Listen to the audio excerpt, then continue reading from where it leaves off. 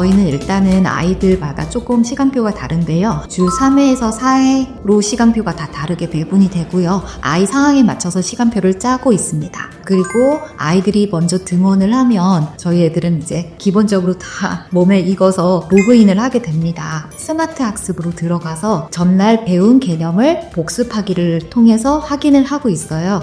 그런 다음에 이제 그 스마트 학습이 다 완성이 되면 수준별 교재로 넘어가서 먼저 개념을 확인하고요. 그 다음에 그 개념 파트에 따른 기본적인 문제를 풀게 됩니다. 그 뒤에 가면 기본과 실전 문제가 나오는데요. 거기에 맞춰서 아이들이 본인의 페이스에 맞게끔 차례차례 학습을 하게 됩니다. 그리고 그 맨 끝에 기초연산 학습이 있는데요. 그 기초연산 학습까지 마무리되면 1시간이 마무리가 되게 됩니다. 근데 저희는 오래 다닌 아이들이 많다 보니까 속도가 빨라져요. 그래서 1시간에 그거를 이미 끝내고 이제 더 학습할 수 있는 아이들이 있거든요.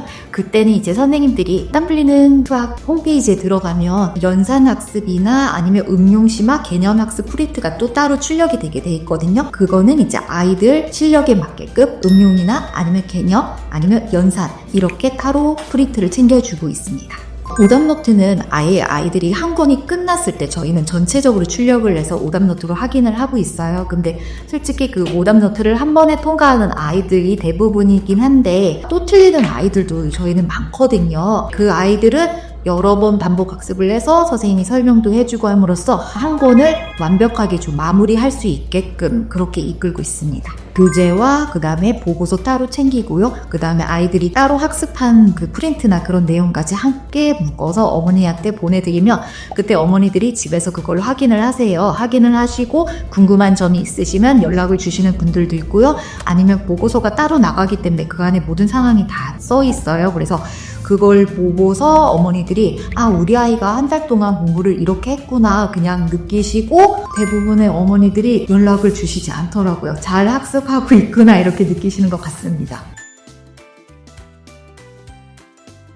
일단은 저는 서술형 수학을 계속 했던 사람인데 초등학교 저학년에서 서술형에 대한 거부감이 없어졌어요. 그래서 처음엔 용어를 사용해서 이렇게 써야 돼, 개념을 이용해서 써야 돼 하면 아이들이 어린아이들은 그게 무슨 소리인지 못 알아듣고 또 스트레스도 많이 받거든요. 그러다 보니까 수학이 싫어 이런 얘기도 나오기도 했고요. 근데 그런 얘기가 많이 줄어들고 초등학교 저학년에서 수학이 재밌다는 얘기가 지금 엄청 나오고 있거든요. 초등학교 저학년한테 서술형을 가르칠 수 있다. 그 부분이 가장 저한테는 좋았던 점이고요. 저희는 이제 수학을 하다 보면 개념과 연계되는 게 많아서 개념을 확실히 머릿속에 알고 있어야지나 그걸 꺼집어내서 쓸 수 있다. 이렇게 공부하는 사람이라서 아이들을 그렇게 가르쳐 왔었거든요. 근데 개념을 따로 외워 이런 말을 한 번도 한 적이 없었던 것 같아요. 왜냐면 스마트 학습에서 이미 한번 아이들이 듣고요. 그 다음에 말하기도 있어요. 아이들이 한번 말을 해봄으로써 본인들이 이제 머릿속에 저장이 되는 기능이 있을 거예요. 그리고 스마트 교재를 끝내고 수준별 교재를 왔을 때 개념학습에서 다시 한번 그 개념을 써보고 확인을 하잖아요. 그러면 그 과정을 통해서 한 번 더 개념학습이 돼요. 그 다음에 이제 넘어가면 실력 성장판에서 아이들이 이제 그 서술을 하게 되잖아요. 근데 서술을 저희는 어떻게 가르치냐면 앞에서 배운 개념과 용어를 사용해서 서술을 하면 돼 하면서 그 방법을 가르쳐줘요. 그러다 보니까 한 단원에서 같은 개념을 아이들이 최소한 한 3번, 4번, 5번은 써보면서 자동으로 아이들이 익혀지게 되거든요. 그래서 너무 신기한 게 제가 사다리꼴이 뭐야 하면서 아이들이 좀 사다리꼴, 평행사변형 이런 부분을 좀 어려워할 수 있잖아요. 마름모의 정의 이런 걸 어려워할 수 있어요. 초등학생들은 그런 걸 얘기했을 때 아이들이 그 정의에 대해서 바로바로 탁탁 튀어나오는 걸 보고 제가 좀 감탄을 한 적이 있습니다.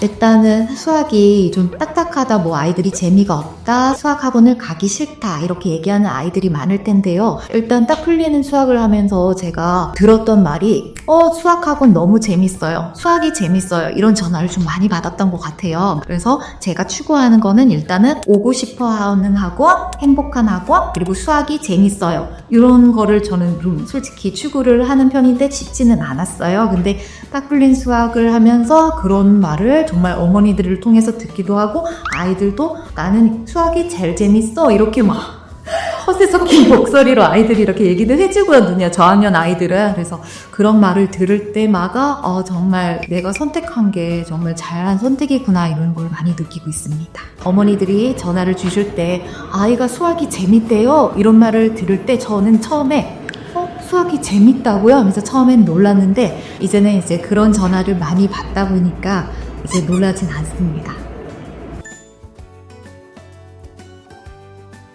저희가 생각할 때는 서술형을 쓰면 저희 어른의 입장에서 어머니들도 똑같은 말씀을 하세요. 상담을 오셔서 이게 과연 재밌을까요? 쓰는 거 우리 아이는 정말 싫어하는데요. 이렇게 말씀하시는 어머님들이 많으세요. 저도 처음에는 이거 아이들이 힘들어하지 않을까? 이런 걱정을 많이 했거든요. 근데 정말 신기하게도 아이들이 그걸 쓰면서 그 다음에 채점을 했을 때 몇 개 맞았다 이런 게 이렇게 좀 영상으로 예쁘게 뜨잖아요. 그런 걸 통해서 아이들이 좀 재밌어하고 그 다음에 성취감도 좀 없는 것 같아요. 스마트 교재에서 스스로 채점함으로써 본인이 성취감을 느끼고 또 재미도 흥미도 느끼는 것 같습니다.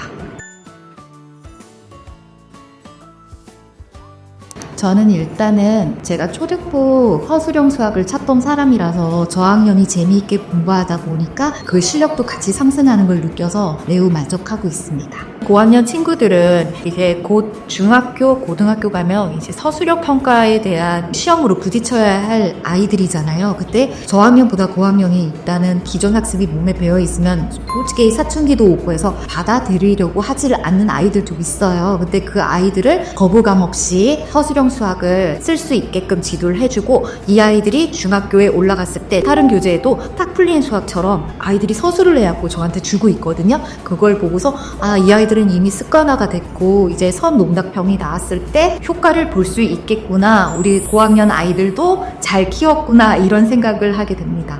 초등학교 저학년 아이인데요. 이 아이 같은 경우는 이제 초반에 되게 집중력도 떨어지고 해서 저희가 신경을 많이 썼던 아이예요. 그러면서 선생님들끼리 걱정도 솔직히 많이 했고요. 과연 이 프로그램을 이 아이가 견뎌낼 수 있을까? 그런 거에 대한 회의도 많이 했고 선생님들끼리 걱정을 좀 많이 했던 아이인데 이 아이가 한 1년 정도 되더니 지금은 너무 이제 따뜻한 아이가 됐다 해야 할까요? 프로그램을 딱딱딱 진행하고 또 옆에 친구한테도 이거 이렇게 해갖고 해야 돼 새로운 친구 있으면 알려주기도 하고요. 분수나 수수, 나눗셈 이런 파트도 솔직히 처음에는 힘들어 했어요. 근데 지금 한 1년 넘고 1년 조금 지난 아이인데 최근에 제가 이제 특각을 하면서 그 아이 수업을 가르쳐 봤거든요. 3학년 아이임에도 불구하고 4학년 2학기 분수와 수수를 너무 잘하고 있거든요. 그래서 정말로 실력이 많이 성장했구나 그러게 느꼈습니다. 그리고 아이들이 시험지를 갖고 왔을 때 요즘 학교 선생님들은 그냥 단답형 단원평가가 아니라 서술형으로 내는 선생님들이 꽤 많아지셨어요. 근데 거기에 이제 꽉 차게 쓴 거를 아이들이 와서 본인은 이렇게 다 맞았다 이렇게 잘 썼다를 본인들이 저한테 이렇게 보여줘요. 그러면 그거에 대해서 저는 칭찬을 많이 해주고 있습니다. 일단 학부모님들이 처음에 상담 올 때 아이랑 싸워서 왔어요. 이제 더 이상 아이랑 싸워서 안 되겠어요. 이런 말씀을 하시는 어머니들이 꽤 많으세요. 아니면 다른 학원 다녔는데 아이가 실력이 안 올라요. 똑같아요. 이렇게 되게 마지막이라고 생각하고 왔어. 이런 분들도 솔직히 계셨어요. 그러면 제가 이제 그분들을 설득을 해야 하잖아요. 일단은 우리 프로그램과 1년 동안 성장 사례 이런 걸 통해서 책을 보여드리면서 설명을 해드려요. 근데 그분들이 이제 처음에 한 달 동안은 많이 불안해 하세요. 과연 이 프로그램을 믿을 수 있을까? 왜냐면 다른 데서 하지 않는 프로그램이거든요. 빠르면 한 달, 늦으면 3달. 그 정도 지나면 어머님들이 이제 전화가 잦아들기 시작하세요.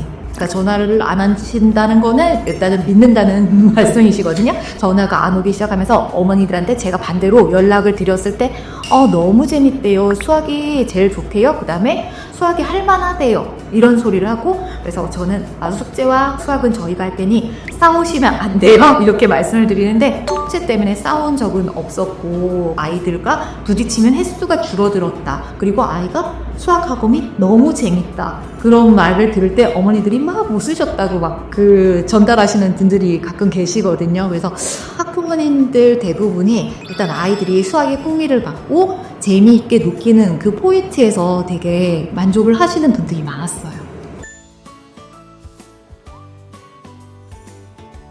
일단은 제가 지금 하고 있는 서술형 수학이 되게 수학에서 효과가 좋다고 저는 묻는 사람이거든요. 10년을 넘게 서술형 수학을 해왔던 사람으로서 이 딱 풀리는 수학을 통해서 초등학교 저학년과 초등학교 고학년 아이들까지 서술력을 갖출 수 있었으면 좋겠어요. 지금도 저희 아이들 잘해주고 있지만 더 많은 아이들이 딱 풀리는 수학을 통해서 서술력이 향상되는 것을 저는 보고 있습니다. 초등수학은 딱 풀리는 수학. 초등수학